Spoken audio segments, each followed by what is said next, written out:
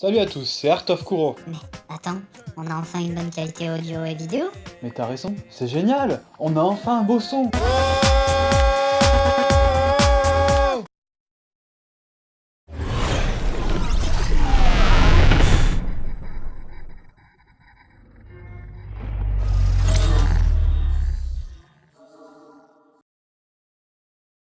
Aujourd'hui, on va parler des ombres. Il y a des super tutos sur internet, vous tapez juste sur YouTube dessin ombre tuto et régalez-vous. À la prochaine. Abonne-toi, partage, like, commente, lâche un pouce bleu. YouTube money. Non, sérieusement, l'ombre est un gros élément du dessin. Si les ombres sont mal faites, votre dessin va pas avoir l'air réaliste. Avant toute chose, il faut savoir qu'il y a plusieurs types d'ombres. On a tout d'abord les ombres nettes, celles qui sont utilisées par exemple dans les mangas. Comme son nom l'indique, ces ombres sont plus nettes, avec une seule couleur. En fait, on n'a pas de couleur intermédiaire entre la zone de lumière et la zone d'ombre. Elles ont un style un peu plus cartoon, moins travaillé. Ensuite, on a les ombres progressives. Cette fois, on va réaliser les ombres en créant un dégradé de couleurs, du plus clair au plus sombre.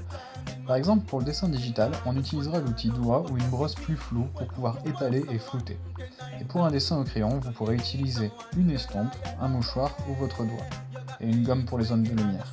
Les ombres au sol. Faut vraiment expliquer celle-ci? Elles permettent d'indiquer le sol sur votre dessin, mais sans avoir à le dessiner.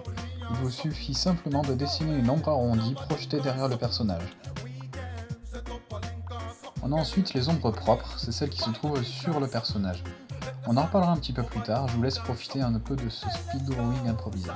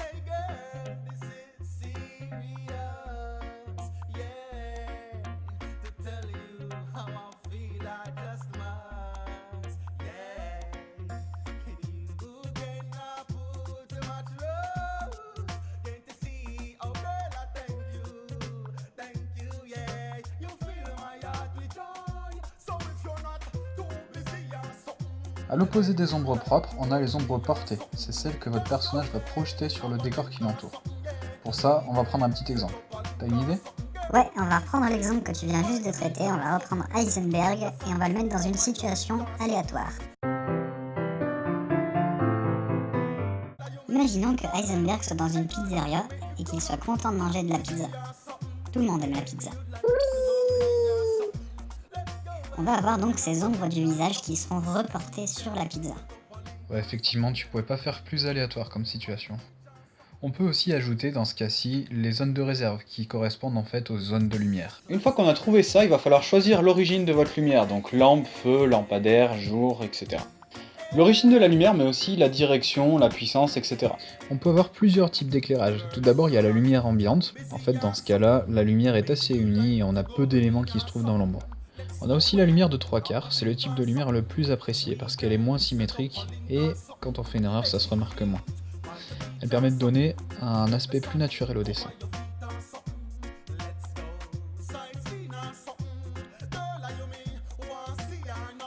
La lumière du dessus.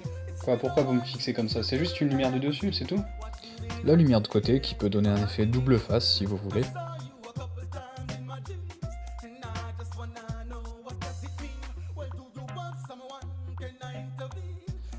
Et la lumière du dessous, aussi appelée le nadir, l'opposé du zénith.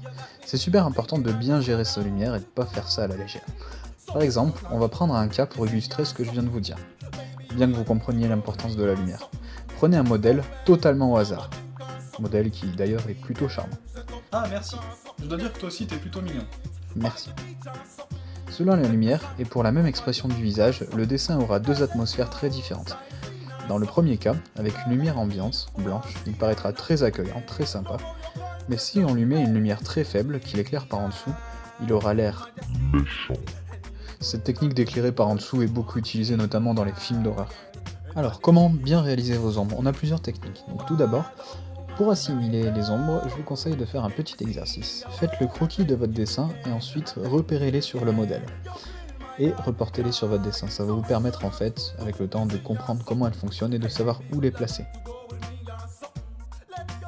Vous voyez par exemple sur ce modèle-ci qu'on a plusieurs couches d'ombre, de la plus claire à la plus foncée.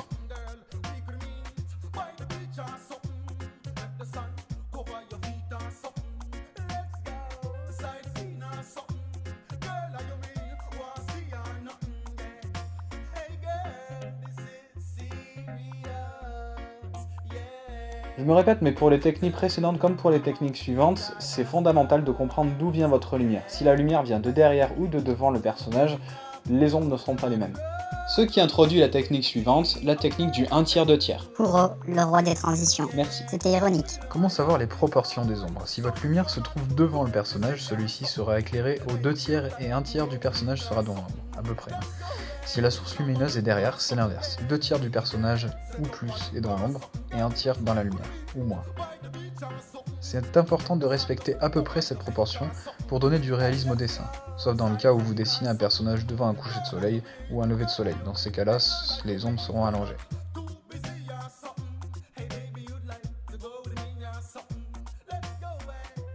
Ce que vous pouvez également faire, c'est faire différentes couches d'ombre, des ombres très sombres, très foncées, et d'autres moins foncées. Les avis varient, certains artistes n'aiment pas ça, mais je trouve que ça peut être un bon point. Que ce soit pour le dessin digital, au pastel, au stylo ou tout simplement au crayon à papier, on commence avec des ombres assez faibles. C'est aussi un avantage car c'est plus facile à modifier si on se trompe. Et on assombrit ensuite en plusieurs étapes les parties souhaitées.